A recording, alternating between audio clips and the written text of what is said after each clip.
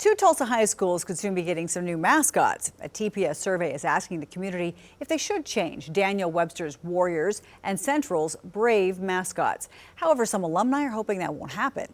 2 News Oklahoma's Katie Kelleher shares why they'd like to keep them, while some Native Americans say the mascots are offensive. The Webster Warriors and Central Braves could be changing as the mascots at the two Tulsa schools.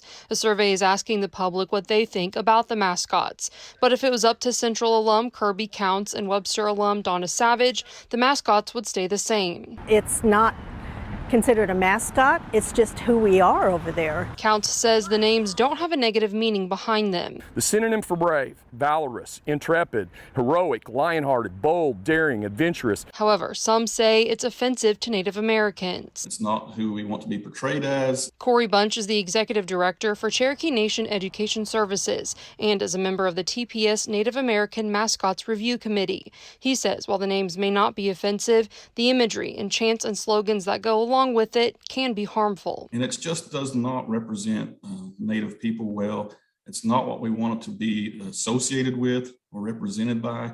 We want to be known for our proud and long histories, for our culture, for our traditions, for our language. Bunch says the misconception brought on by these mascots can be damaging to young Native students. They can actually result in the child having low self-esteem and being ashamed of who they are. And that's certainly not what we want to happen in our public school systems. We want our Native children to be proud of who they are. TPS sent out this survey in September. However, Savage says it's biased, particularly in the section when asked to give 3 reasons why you want to keep or do away with the mascot. But they're not giving you 3 positive reasons to choose.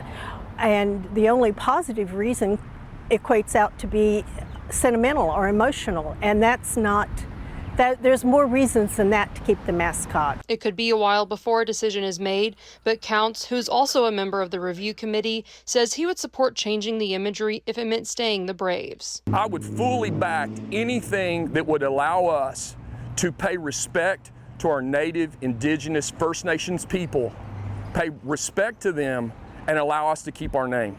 You can still take the mascot survey. We have a link to it on our website, kjrh.com. In Tulsa, Katie Kelleher, 2 News Oklahoma.